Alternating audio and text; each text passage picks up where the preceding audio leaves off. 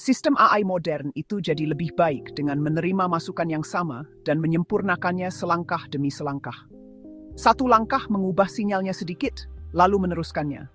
Langkah berikutnya membaca hasil itu dan memperbaruinya lagi. Ini berulang berkali-kali dalam sebuah rantai. Harapannya sederhana, semakin banyak langkah, hasilnya harusnya semakin bagus.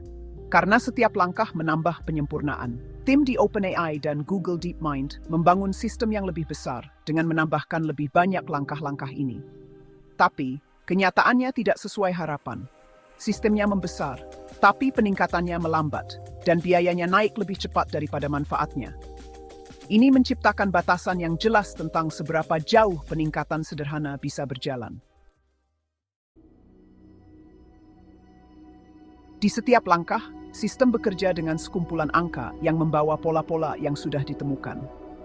Langkah ini membaca kumpulan angka tersebut, melakukan perhitungan, dan menghasilkan kumpulan angka baru. Kumpulan angka baru itu menjadi masukan untuk langkah berikutnya. Ini menciptakan rantai pembaruan yang panjang, di mana sinyal terus bergerak maju sambil dimodifikasi. Pada akhirnya, sistem telah membangun sinyal terstruktur yang mendukung prediksi dan penalaran. Para insinyur kemudian menyebut setiap langkah sebagai lapisan, tetapi yang penting pertama adalah perilakunya. Sistem terus menulis ulang sinyal yang sangat bergerak maju, dan setiap penulisan ulang sedikit mengubah informasi apa yang dipertahankan dan apa yang hilang.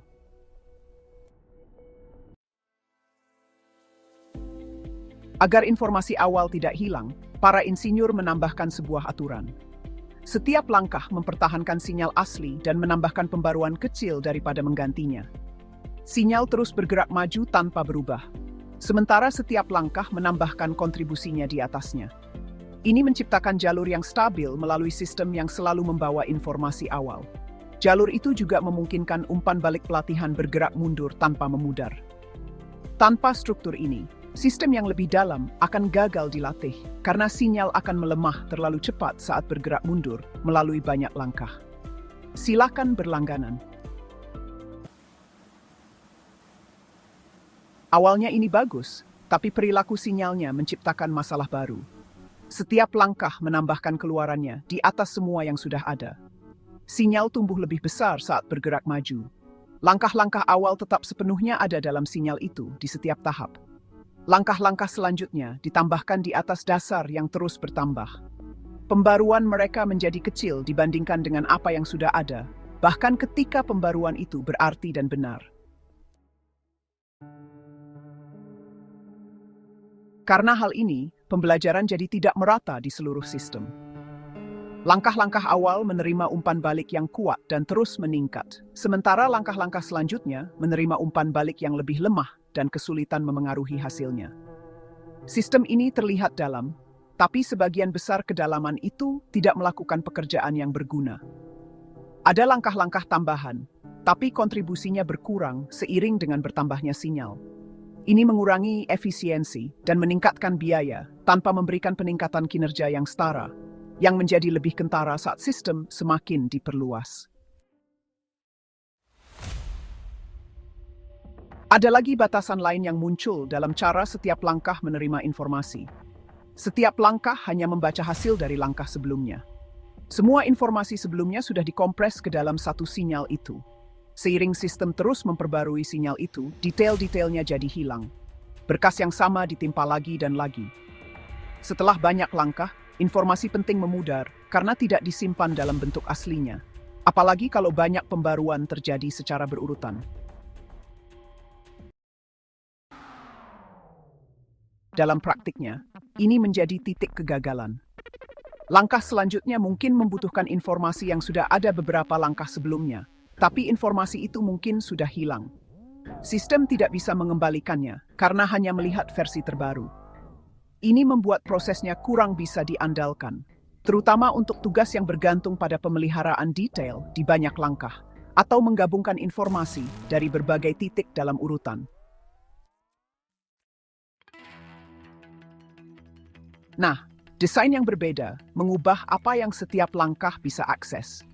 Daripada menggunakan sinyal terakhir, setiap langkah bisa melihat kembali sinyal-sinyal sebelumnya secara langsung. Itu berarti sebuah langkah bisa memilih dari beberapa versi sebelumnya. daripada bergantung pada satu versi yang sudah diringkas. Ini membangun sinyal baru dengan menggabungkan beberapa sinyal sebelumnya. Ini memungkinkan sistem untuk menggunakan kembali informasi yang seharusnya hilang dan untuk membawa detail yang berguna ketika masih dibutuhkan untuk pemrosesan selanjutnya. Agar pemilihan ini berhasil, sistem memberikan bobot pada sinyal-sinyal sebelumnya. Setiap bobot menentukan seberapa besar pengaruh sinyal masa lalu. Beberapa langkah lebih mengandalkan sinyal-sinyal terbaru karena lebih disempurnakan. Langkah-langkah lain melihat lebih jauh ke belakang untuk menemukan detail yang hilang di kemudian hari. Bobot ini dipelajari selama pelatihan dan berubah berdasarkan masukan. Sistem menyesuaikan cara menggabungkan informasi di setiap langkah berdasarkan apa yang menghasilkan hasil terbaik dalam kondisi yang berbeda. Pencampuran ini dikontrol dengan hati-hati agar sinyal tetap stabil. Daripada menambahkan semuanya, sistem mencampur sinyal dengan cara yang seimbang. Total sinyal tidak bertambah tanpa batas, dan tidak ada satu langkah pun yang mendominasi proses. Setiap bagian berkontribusi berdasarkan kegunaan, bukan posisi. Pendekatan ini menjaga sistem tetap stabil saat semakin dalam, dan mencegah langkah-langkah awal mengalahkan langkah-langkah selanjutnya atau mengubah hasil akhir. Jadi, perubahan ini meningkatkan cara sistem belajar. Umpan balik selama pelatihan menyebar lebih merata ke semua langkah. Sekarang, langkah-langkah selanjutnya menerima sinyal yang cukup untuk meningkatkan kinerjanya. Sistem menggunakan lebih banyak kedalamannya daripada membiarkan langkah-langkah selanjutnya kurang dimanfaatkan. Semua ini menghasilkan kinerja yang lebih baik tanpa hanya meningkatkan ukuran. Model menjadi lebih efisien, lebih andal, dan lebih mudah diprediksi seiring dengan skalanya yang lebih besar dan tugas yang lebih kompleks. Tapi, desain ini ada biayanya. Sistem harus menyimpan banyak sinyal masa lalu saat sedang menghitung. Ini membuat penggunaan memori jadi lebih banyak dan prosesnya jadi lambat. Ini juga menambah jumlah data yang harus berpindah antar perangkat saat model berjalan di banyak GPU.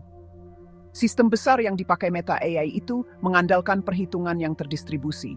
Jadi biaya ini jadi batasan yang nyata dan harus diatur baik-baik seiring modelnya makin besar.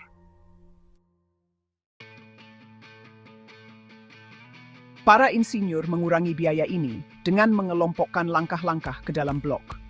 Alih-alih menyimpan setiap sinyal, sistem menyimpan ringkasan untuk setiap kelompok langkah. Setiap ringkasan mewakili gabungan efek dari beberapa langkah yang bekerja sama. Ketika langkah baru berjalan, ia menggunakan ringkasan ini alih-alih setiap sinyal individu. Ini mengurangi penggunaan memori dan komunikasi, sambil mempertahankan sebagian besar informasi berguna yang dibutuhkan sistem untuk terus memproses secara efektif. Desain blok ini memperkenalkan pertukaran yang harus diseimbangkan. Blok besar mengurangi penggunaan memori, tetapi kehilangan detail karena banyak langkah digabungkan. Blok kecil mempertahankan detail tetapi meningkatkan biaya karena lebih banyak data harus disimpan dan dipindahkan. Para insinyur harus memilih keseimbangan yang sesuai dengan ukuran sistem dan batasan perangkat keras. Pada praktiknya, jumlah blok yang moderat memberikan kinerja yang kuat sambil menjaga biaya tetap terkendali dan dapat diprediksi. Batasan sebelumnya sudah jelas. Menambah langkah meningkatkan biaya, tetapi tidak sepenuhnya meningkatkan kinerja, karena langkah-langkah selanjutnya lemah dan informasi sebelumnya hilang. Sistem baru mengubah itu dengan memungkinkan setiap langkah untuk menggunakan kembali sinyal yang berguna dari seluruh model, alih-alih bergantung pada satu jalur.